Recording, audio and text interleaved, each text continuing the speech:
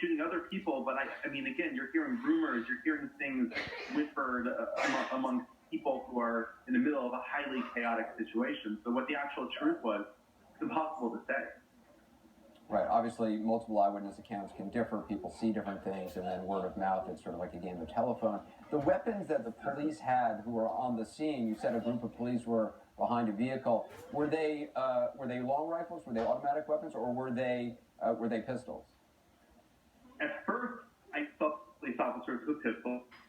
Pretty soon thereafter, you see the long rifles, and within an hour, you saw armored vehicles come into the neighborhood. I mean, there probably came sooner than that, but I saw them within an hour. Full-on SWAT-style armored vehicles, as well as what appeared to be military, folks in camouflage with rifles as well.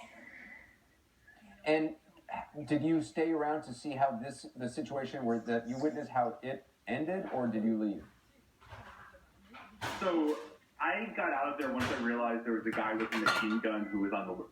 And I would recommend anybody do the same.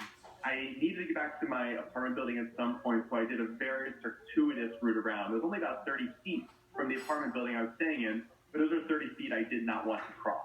I was way too close as it was. I did not want to be near there. So I took a very, very long route around. And as I was doing that, and as I finally came back maybe an hour later, the police had tape, and they were sort of sweeping the sidewalks and the streets, creating a perimeter where nobody could cross. And right as the police were about to sweep up into where my apartment building was, I got into the gate. Had I waited a minute later, I'd probably be stuck outside right now. Seth, I appreciate you telling us what you saw. The reason I asked Seth the question about what kind of weapons the police have, one of the things we learned subsequently in the Charlie Hebdo attacks was that the first police on the scene were heavily outgunned.